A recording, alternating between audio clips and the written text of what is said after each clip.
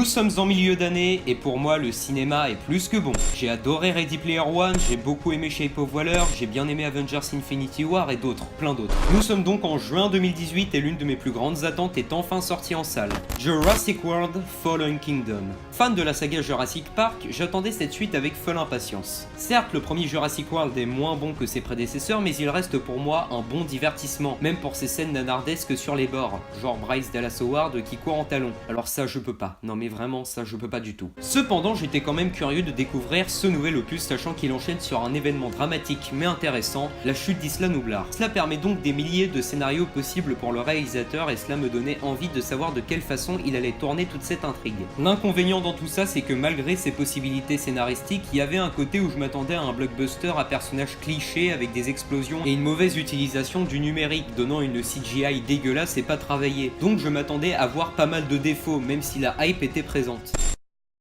Mais suite à la publication du numéro hors série de l'écran fantastique, et il n'y a aucune communication commerciale dans cette vidéo, je peux vous assurer. Faisant une rétrospective de la saga, je suis tombé sur une interview du réalisateur qui disait donc avoir insisté sur l'utilisation d'animatronics mélangés à la CGI. Et là, l'espoir était né.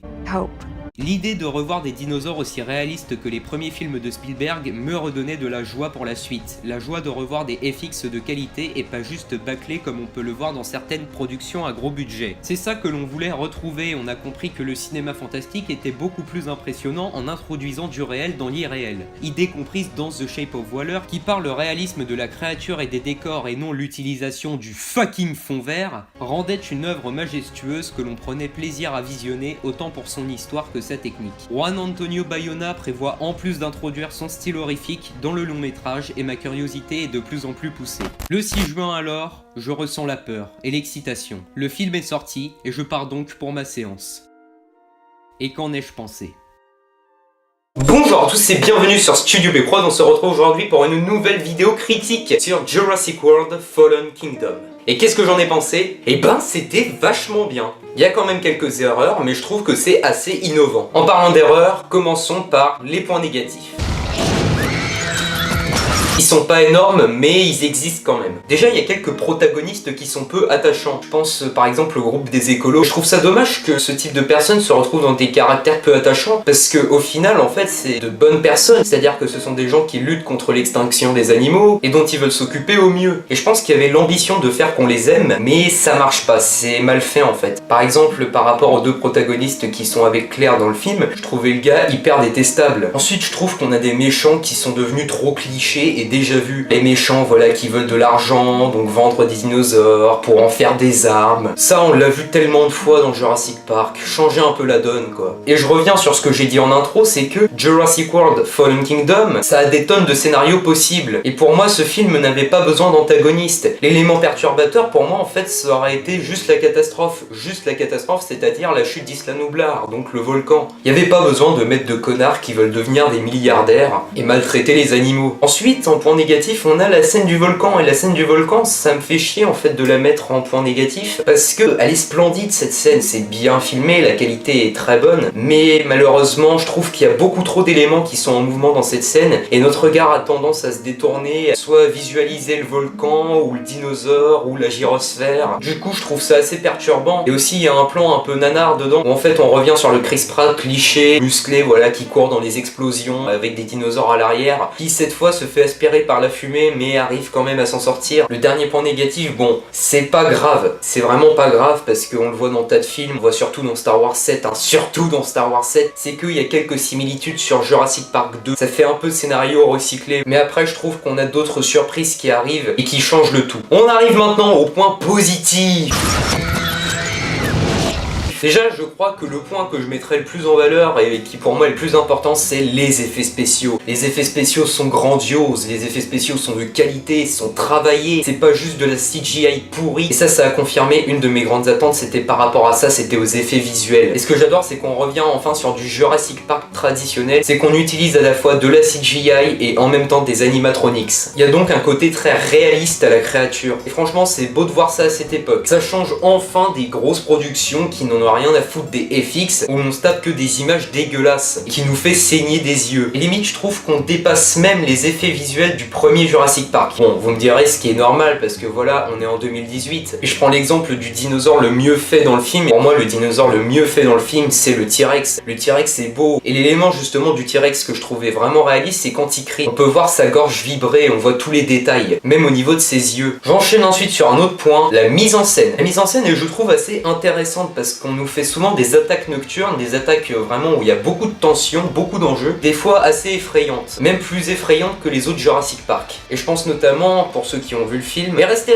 je vais rien spoiler, je pense à la scène d'intro. La scène d'intro joue vraiment là-dessus, ça marche à merveille. Et ces scènes nocturnes-là, comme je le dis, qui sont assez affolantes, ça amène à un côté horrifique que le réalisateur se procure beaucoup. Alors, j'ai pas vu énormément de films de Juan Antonio Bayona, pour être honnête. J'ai vu que The Impossible, j'ai pas vu l'Orphelinat, mais je compte quand même le regarder. Mais il apporte un peu sa touche horrifique, comme le disaient beaucoup de spectateurs et de réalisateurs. Il y a un truc que j'aime beaucoup dans le film, qui moi m'a refait un peu penser à It, donc mon film d'horreur préféré, réalisé par Andrés Muschietti, je parle bien sûr de la version 2017, et qu'on joue beaucoup sur les peurs enfantines. Et c'est surtout au niveau des ombres. Et à un moment, il y a une ombre de la main du Vélociraptor, et ça fait des grandes griffes comme un monstre. Et quand je parle de peur enfantine, c'est que dedans, en fait, il y a une petite fille. C'est la petite fille qui vit tout ça. Donc ça revient beaucoup sur les frayeurs que l'on se faisait quand on était petit et que l'on croyait qu'il y avait une créature en dessous de notre lit ou qu'elle allait sortir de nos draps. L'autre point ensuite, c'est que on a un espèce de huis clos dans le film qu'on n'a pas l'habitude de voir dans le Jurassic Park à part le 2, mais le 2 repose beaucoup moins là-dessus. Si vous savez pas ce que c'est qu'un huis clos, en fait, c'est quand le film se déroule dans une pièce unique. On peut retrouver ça dans les films de Tarantino, notamment avec Reservoir Dogs par exemple. Là où il y a un espèce de huis clos, c'est que les 20 premières minutes, on les passe surtout sur l'île, mais les 3/4 du temps, on reste en ville et particulièrement dans un manoir. Toute l'intrigue se déroule pratiquement dans ce manoir. Les personnages sont bons et comparé au premier Jurassic World, Chris Pratt n'est plus le même. Le premier Jurassic World avait tendance en fait à montrer Chris Pratt comme un personnage hyper musclé, courageux, qui s'en sortait toujours dans des situations catastrophiques, qui balançait toujours des vannes, donc c'était un peu cliché Rambo quoi. Et là où il est plus pareil qu'avant comme d'autres personnages, c'est qu'il prend ses responsabilités par rapport aux erreurs commises sur l'île. Ce qui est intéressant avec les deux premiers Jurassic World, c'est que chaque personnage a son film pour assumer ses erreurs. Dans le premier, en fait, c'était Claire qui assumait justement avoir collaboré avec l'équipe qui a recréé des dinosaures et qui a causé une apocalypse. Les gens ont été bouffés, il y a eu des morts, tout a été ruiné. Jurassic World 2 Fallen Kingdom, c'est le film pour Chris Pratt qui dit qu'il a fait une faute en éduquant des raptors, parce que dans ce film, à cause de ses compétences à savoir éduquer des dinosaures, et d'autres s'en sont servis. D'un côté, par rapport au Jurassic World 1, ces personnages qui au début étaient clichés connaissent une bonne évolution parce qu'au final ils voient de ce que la nature est capable et qu'on peut pas la contrôler et que si on tente de la maîtriser, les conséquences sont graves. Ensuite, le point positif suivant va être à la fois négatif parce qu'il y a une bonne volonté en fait de mettre des retournements de situation mais qui pourraient marcher si la suite était moins attendue. Si on s'y attendait pas, ça aurait fait une chose assez intéressante et un choc. Du coup, c'est un peu dommage. Attention, on arrive au dernier point positif et c'est un spoiler. Donc, si vous avez pas vu le film,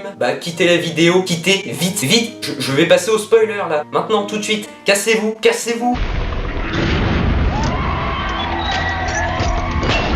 Ce film est pour moi important pour la licence Jurassic Park, puisqu'on apprend que depuis le début, Ian Malcolm était un personnage clé. Ian Malcolm nous a en fait parlé depuis le début de la théorie du chaos. Et toute cette théorie passe par tous les films et les relie entre eux pour enfin être affirmée dans Jurassic World Fallen Kingdom. Parce que c'est ce qui se passe. Ce qui est assez choquant en fait, c'est qu'on se dit que si John Hammond, depuis le début, avait écouté Ian Malcolm, tout ça ne serait pas arrivé. Qu'est-ce qui se passe? Cette fin est apocalyptique. Les dinosaures arrivent sur la terre humaine et c'est clairement la cata. Et vraiment, j'adore la morale sur cette fin. On se rend compte qu'en fait, les hommes sont trop aveuglés par leurs projets et leurs ambitions qu'ils ne réfléchissent pas aux conséquences et à la dangerosité de ces projets, qu'ils s'enfoncent dans leurs erreurs pour finir sur une apocalypse. On fait venir notre propre extinction. On passe à la conclusion de tout ça. Malgré la petite erreur de vouloir en mettre trop ou d'avoir quelques similitudes avec Jurassic Park 2, j'ai beaucoup aimé Jurassic World Fallen Kingdom. Et je trouve qu'il est déjà meilleur que le premier Jurassic World. Pas meilleur que les œuvres originales, certes,